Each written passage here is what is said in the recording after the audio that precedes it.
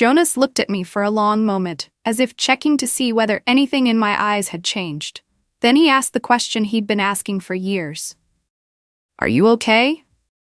His voice was still gentle, still steady, still that tone that makes people believe he genuinely cares. But that night, I didn't answer right away. I just looked at him, watched the way his shoulders lifted slightly as he waited for my response, as if his body had grown used to carrying other people's weight. I spoke softly but firmly. "What about you? Are you okay?" The silence came instantly. He froze, completely. Not a blink in time, just a flicker of confusion across Jonas's face, subtle enough that no one else would notice, but clear enough for me to know that the question had touched a place he never wanted anyone to reach. As if I had just opened a door he'd kept shut for a very long time. And I knew I needed to go back to the beginning to truly understand this moment. When Jonas and I met a few years ago, everything about him felt easy to be around. He wasn't the loud type or the kind of man who tries too hard to seem strong. Jonas was more of an observer than a talker. Quiet, but not cold. Polite, but not distant. And me, Murray, I'm the kind of woman who doesn't say much, who likes to keep things neat and quiet. I don't share much about myself, and I definitely don't like making a big deal when emotions surface. I'm used to handling my feelings on my own. I don't like leaning on anyone. That's exactly why Jonas surprised me from the start. He was the first person who noticed the smallest changes in me without turning them into a conversation. I'd go a little quiet, just slightly, and he'd glance over and ask, naturally, "Are you okay?" Never pushing, never pressing, just asking. And I felt comfortable with that. Over time, I realized it was a habit deeply rooted in him. When I came home late from work, he asked. When I was tired, he asked. Even when I was smiling but my eyes seemed a little distant, he still asked. Jonas noticed everything. Jonas paid attention to it all. But he never talked about himself. That didn't make me suspicious right away. I respect other people's space. I simply thought maybe he was just quiet. Maybe he didn't have any problems. Maybe his life was lighter than I assumed. But the oddness started to show in small moments. Once, a friend asked Jonas, "Hey, how have you been lately? Everything okay?" He smiled. A very polite smile, a perfectly appropriate one. But the answer came too fast. "I'm fine." So fast no one had time to believe it. So fast it felt more like a reflex than the truth. I remember his eyes in that moment. Something flickered across them, just briefly, then disappeared. He changed the subject within a single breath. I started paying closer attention. Anytime the conversation drifted toward his emotions, Jonas would redirect it as if the question carried electricity. The moment anyone touched that area, he found a gentle way out. One evening I said, "You seem a little tired today." He shook his head and smiled. "I'm fine." But his hand clenched into a small fist, just for a second, then let go. I didn't let that detail go. Little by little, I realized that being caring wasn't just Jonas's personality. It was his shield. He asked about me so he wouldn't be asked back. He focused on me so he wouldn't have to focus on himself. He observed everyone else so he wouldn't have to look at the emptiness inside him. And I still didn't understand why, until one afternoon when I stopped by his place to pick up a jacket I'd left behind. His mother casually said something while washing dishes, her voice light but the weight of it heavy. When he was little, if he cried even a bit, he was told to stop right away. This house couldn't handle anything soft. I stood there for a moment. Not because I was shocked, but because a missing piece had just fallen into place. Jonas grew up in a place where emotions weren't allowed to exist. A place where silence was seen as strength. A place where saying "I'm sad" was something no one wanted to hear. And Jonas, the child he once was, learned to bury his emotions before they ever had the chance to form. He learned how to be the one who asks, not the one who answers. He learned to care for others so no one would ever ask him to open up. I saw him more clearly after that moment. Not clearly out of pity, but clearly because I finally understood his structure. Jonas is strong because no one ever needed him to be weak. Jonas is quiet because no one allowed him to be loud. Jonas is deep because he never felt safe being shallow. All of it was self-protection, rewarded from an early age. And that night, the night I asked him, "Are you okay?" That question wasn't an arrow. It was just a key that accidentally opened a door he was used to keeping shut. a door he'd never had anyone stand outside of, waiting for him to step through. Maybe after what his mother said, I started looking at all of Jonas's reactions differently, not with suspicion, just with the sense that the things I'd once seen as habits were actually traces of something much deeper. And the more I paid attention, the more clearly I saw a strange pattern repeating itself beneath behaviors that had once seemed completely ordinary. One evening, I told him about a bad day at work. I spoke slowly because I was tired. But Jonas listened closely, as if every word mattered. He asked about the smallest details, what was said, how I reacted, whether I felt overwhelmed. He always knew exactly which questions to ask to get me to say the parts I was trying to push aside. But when I turned to him and asked, "What about you? How was your day?" Jonas just smiled softly like a passing nod. "I'm fine," and the conversation stopped there. No follow-up, no explanation, just "I'm fine." His voice steady, perfectly even, as if he'd practiced that sentence so much it had become a survival reflex. The next time was the same. And the time after that, exactly the same. Always "I'm fine," like an automatic door shutting the moment someone tried to step inside. I'm not someone who likes to push, so I didn't ask again. But I noticed. And when something repeats often enough, it creates a certain kind of silence. Not uncomfortable, just unusual. Another night, I realized Jonas knew I hated overly bright white lights, knew I'd choose something light to eat if I touched the back of my neck, knew that when I tied my hair up high, it meant I wanted to focus. He remembered all of it. And that warmth was real. But woven into that warmth was a quiet question.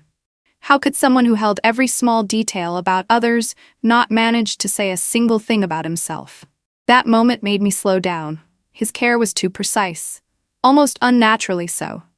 As if he was watching me not to understand me, but to avoid facing what was inside him. I started to realize something. Every question Jonas asked me was meant to redirect attention away from himself. The more he focused on me, the more he avoided dealing with his own emotions. Once, I tried to joke. "You remember everything about me, but why don't you ever tell me anything about you?" Jonas smiled lightly, the kind of smile that comes and goes too fast for anyone to read what's behind it. "There's nothing to tell." I looked at him a little longer. He avoided my eyes, and that was the first time I saw it clearly. Jonas wasn't avoiding the conversation. He was avoiding himself. That feeling stayed with me for days. Not suspicion, but the feeling you get when you notice a tiny crack in what you thought was the most solid wall in the house. Then one day, I called his mother to ask about a dish Jonas liked as a child. I wanted to cook it for him as a surprise. She told me a few light, happy stories. Until I asked, when he was little, did Jonas share much? His mother laughed. "Oh please, anytime he tried to say anything, he was told to stop." His father couldn't stand that kind of softness. If he cried even a little, he was pushed to be strong. This house didn't tolerate weak kids. I went quiet for a moment. I heard the water running behind her, the sound of a knife hitting the cutting board, even the easy breathing of someone casually talking about the past. But to me, those words landed like a heavy piece of metal. Not because they hurt, but because they fit. Suddenly, everything made a chilling kind of sense. The way Jonas reacts so fast, there's no time to think. The way he keeps everything contained within the two words, "I'm fine." The way he changes the subject in a single blink. The way he remembers everyone else's emotions while leaving his own empty. A child taught that weakness is wrong learns to block emotions before they can form. A child told to be quiet grows into an adult who doesn't dare say "I'm sad." A child who was never asked "Are you okay?" becomes an adult who only knows how to ask others that question, without understanding that he needs to hear it too. After I hung up, I sat still for a long time. And the image of Jonas became so clear it felt like he was standing right in front of me, quiet, composed, kind, and closed off. I realized that this closedness didn't come from adult heartbreak. It came from somewhere deeper. A child who was never allowed to have emotions. Suddenly, I felt myself soften. Not softening out of pity, but out of understanding. All the times he asked me so carefully about my feelings were his way of compensating for what he lacked. All the times he said, "I'm fine," were the reflex of someone who had been forced to be fine his entire childhood. All the times he avoided things weren't because he didn't care, but because he didn't know how to stand in a place where his emotions were allowed to matter. Once I saw that, the way I felt about Jonas changed. I no longer saw his silence as distance. I saw it as a wound that healed the wrong way. A wound that looks dry on the surface, but if someone touches the right spot, it still stings. And the night I asked him, "Are you okay?" that question didn't upset him. It confused him, because it was the first time someone had touched the empty space he'd always treated as forbidden. Jonas isn't careless. Jonas isn't avoiding me. Jonas just doesn't know how to have emotions because he was never allowed to learn. After understanding where Jonas's silences came from, I started looking at everything he did with the caution of someone who doesn't want to accidentally touch an old wound. But the truth is, no matter how carefully I tried to keep my distance, some moments find you on their own. And the moment that cracked everything open came on the most ordinary night.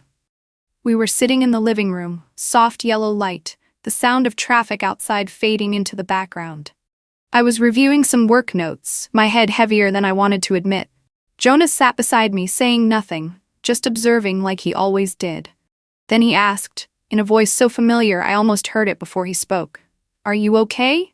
There was nothing unusual about the question. It was something Jonas had asked hundreds of times, but tonight it landed in a different space. A space that had shifted after what his mother told me days earlier. I looked up. I held his gaze longer than usual. For the first time, I didn't answer. Instead, I asked, "What about you? Are you really okay?" I saw the exact moment Jonas stopped. Not the kind of pause that comes from thinking, but the kind that comes from not knowing what to do with the feeling that just rushed in. As if my question pierced straight through his layer of habit and landed in the place he'd always kept sealed. He went quiet. Truly quiet. Not trying to answer. Not covering it with a smile. Not changing the subject. Just standing still inside the question. His eyes wavered slightly. Not because he felt unsafe with me, but like someone standing in front of a door he'd never been brave enough to open. A door he'd locked every time anyone came close, using the words, "I'm fine." But tonight, those words wouldn't come out. Jonas took a breath, then stopped halfway through, as if someone had suddenly turned on a light inside him, and the brightness stunned him. I didn't say anything else. I didn't push. I didn't rush him. The silence then wasn't heavy. It felt like a necessary space, one that allowed him to stand in himself for the first time without having to run. I said it, my voice steady and low, "You don't have to be strong all the time." It wasn't comfort, just a fact. But it seemed to be a fact he'd never heard before. Jonas's breath caught, very slightly, but enough for me to know those words had landed exactly where he'd been hiding things for so long, he'd convinced himself there was nothing left to feel there. He looked down at his hands, as if they'd suddenly become something he didn't know how to control. After a moment, he looked up again, his eyes a little wet but no tears falling. Just the shine of something he'd never learned how to handle. Jonas opened his mouth, then swallowed. For the first time, I saw Jonas truly at a loss for words, not because he didn't want to speak, but because he didn't have language for what he was feeling. I kept my voice even, almost a whisper. "It's okay for you to not be okay." Another pause. This one longer, but less tense. Like he was carefully trying to touch himself for the first time, the way someone touches something fragile. Finally, he spoke, very softly, almost only loud enough for me to hear. "I don't know how I'm supposed to feel. I've never been asked that before." There were no tears in his voice, no trembling, just the truth. Bare and so quiet it sent a chill down my spine. This wasn't the kind of breaking that's loud, not shattering, not collapsing. This was the first crack in someone who had built walls for so long that even he had forgotten what they were made of. I looked at him, and every piece ran through my mind like a fast-forwarded film. The "I'm fine" that came out without thought. The way he shifted topics at exactly the right moment. How closely he watched others down to the smallest details. How he could never describe his own emotions. All of it led to this moment. Jonas wasn't avoiding me. He was avoiding himself. And tonight, my question left that layer of avoidance with nowhere to hide. I shifted a little closer to him but didn't touch him. I wanted him to know I was there, not leaving, but also not invading the space he was trying to understand. I spoke gently without raising my voice. It's okay if you're not ready to talk. I just want you to know. You don't have to be alone in this. Jonas closed his eyes for a few seconds, and when he opened them, I saw something softer, but not weak, like someone allowing their inner self to loosen just a little for the first time.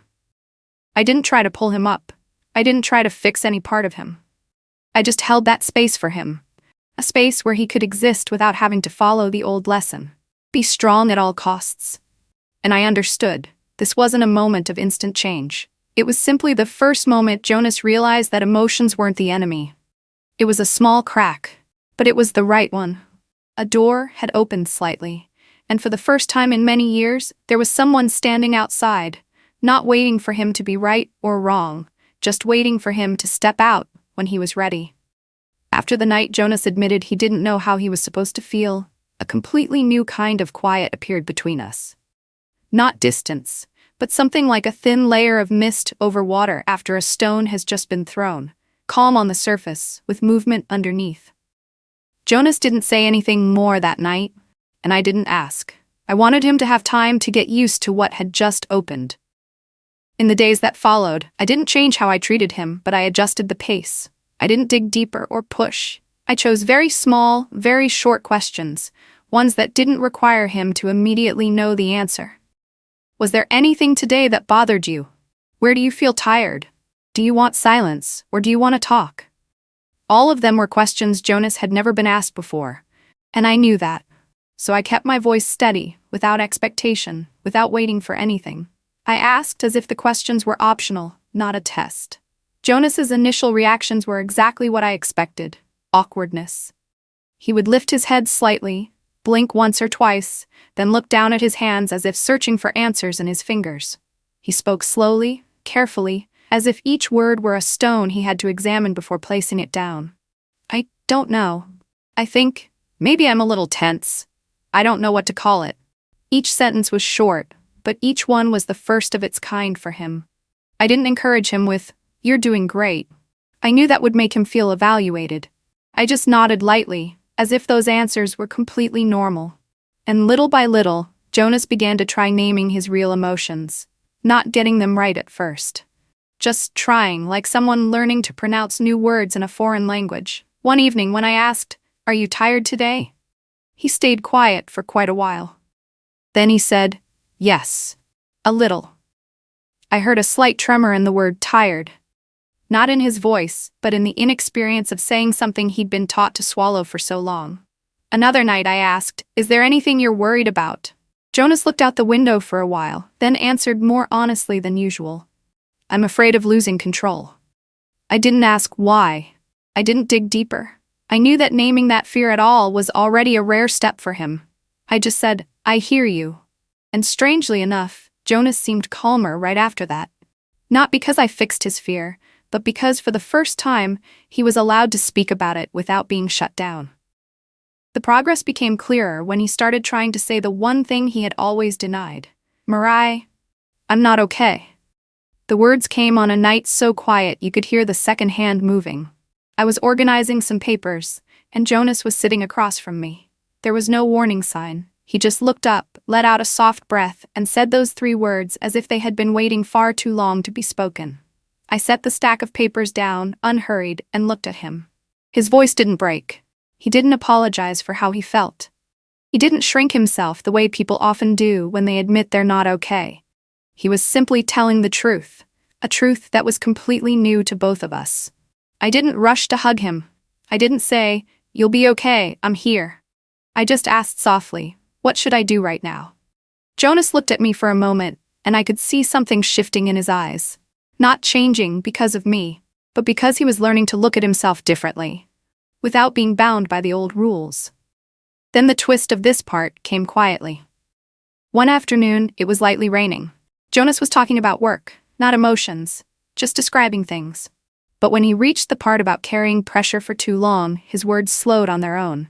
And this time, he didn't try to swallow them back down like he always did. Jonas's eyes turned red before he even realized it. He didn't break down out loud. He didn't collapse into me. He just cried in silence. One tear, then another. Tears he'd been taught were wrong, weak, not allowed to exist. I didn't hold him right away. I simply placed my hand on the table, close enough for him to see, but not forcing him to take it. I wanted him to decide whether he wanted to reach for that safety or not. That moment lasted only a few seconds, but it carried more weight than all the long conversations before it. Jonas looked at my hand, then at me. He didn't apologize for crying. He didn't pull his hand back the way he usually did when he felt he'd shown too much. He lifted his hand. Then on his own, he took mine. Not tightly. Just enough to say something he'd never dared to say out loud. He was allowing himself to be weak, and he knew I wasn't judging that. That moment, so quiet, so small, was the first time Jonas chose connection over retreating behind his old emotional armor. A kind of trust built not from promises or kindness, but from the gentle courage of someone touching a part of himself that had been forbidden his entire childhood. And I understood. This wasn't the end of a healing journey. It was simply the moment he took his first step, out of the shadow that others had placed on him since he was young. The rest of the journey would take time.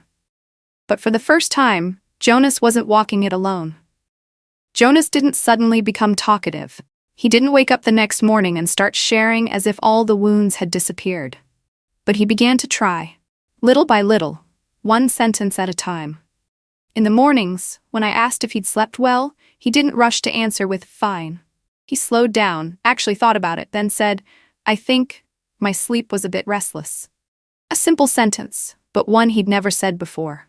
Some days he started the conversation himself. "I've been thinking," and those were always the moments when I saw a version of Jonas I'd only guessed at before, never truly seen. A person with thoughts, with feelings, with a point of view, who had simply never been allowed to use them. Sometimes while we were walking, he'd suddenly say, "I feel a little anxious, but I want to say it out loud so I don't keep it in my head." No defenses. No avoidance. No "I'm fine," used as a reflexive shield to keep himself safe. I realized then that Jonas wasn't changing to make me happy. He was changing because, for the first time, he was seeing himself as someone whose emotions were allowed to exist. More and more, phrases like "what I mean is" began to appear.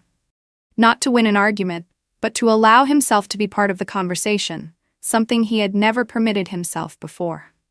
I didn't say, "You're making progress." I didn't over-encourage him. I knew that even praise could turn into pressure for someone who'd spent his life being strong to please others. I just kept listening, kept my voice calm so he could feel there was nothing to fear when he opened up. Then one night, a full moment arrived. I just had a longer day than I expected. Exhausted enough that all I wanted was to sit down and let everything settle. I didn't say a word when I walked into the living room. I just set my bag on the table and leaned back into the chair. Jonas looked at me. Not with the analytical look he used to have. Not the checking glance to see if I was okay, so he could prepare his familiar question. This time, his gaze was slow, deep, and steady, as if he was looking at me without hiding behind any role. He said my name, Marai. I looked up. Then he asked, very softly, without any tension, "And you? Are you okay?" It was the same question he'd asked hundreds of times before, but this time it carried no defense, no hidden layer, no attempt to control the moment. It was a real question, care in its truest form, not a role he'd learned as a child, not a reflex to avoid being asked in return, not a protective behavior. I could hear the sincerity in his voice, and that feeling made me let out a quiet breath, like I'd been waiting a long time to hear that question the way it was meant to be asked. I told him about my long day. I didn't soften it or leave things out. I just shared what I actually felt. I was tired, I was overwhelmed, I wanted quiet, but still felt restless. Jonas sat there, not interrupting, not analyzing, not trying to fix anything. He just listened, the same way I had listened to him in the days before. And when I finished, he said, "I was distracted today too. When you were quiet earlier, I felt a little worried. But I wanted to say it so you'd know. Not so you'd feel like you had to do anything." The sentence wasn't long, but it was enough for me to see how much he had grown and how much we had grown together. Jonas no longer used silence to hide. He no longer used care as an escape. He no longer used "I'm fine" like an automatic door slamming shut. He was here, in the conversation, as himself. We weren't saving each other. We were simply standing close enough for the other person to know they didn't have to walk through fear alone. As we sat there that night, no one was trying to be strong. No one was trying to be the other's sole support. We were just holding the small space between our hands, resting close together on the couch, a distance just wide enough that if one of us reached out, the other wouldn't pull away. I saw it clearly in Jonas. He didn't break when I asked. He opened. That moment was so light that if I hadn't been listening with my heart, I might have missed it. But it was the moment that confirmed everything we had been through together. That sometimes, love isn't about pulling someone out of the dark, and it isn't about demanding strength at the right time. Sometimes love is simply giving someone the space to be who they are, including the parts that are fragile, unhealed, or once denied by others. That night, when Jonas reached for my hand again, I didn't see it as dependence. I saw it as a choice, a conscious choice, a gentle one, a grown one. And I knew we weren't arriving at a perfect ending. We were just stepping into a new phase, one where both of us understood that emotions aren't something to hide, and they aren't something you have to over-explain to be accepted. It was a different kind of peace, the kind that only appears when two people are strong enough to say, "I'm not okay. I'm not okay." And know that it's completely allowed. Sometimes what a person needs isn't advice, but a safe place to be honest. When emotions are named correctly, people feel lighter, and relationships become more real. This is where the story ends. Thank you for listening until the very end. Have you ever met someone like Jonas? Someone so strong they forgot they were allowed to be weak too? Share your thoughts in the comments below.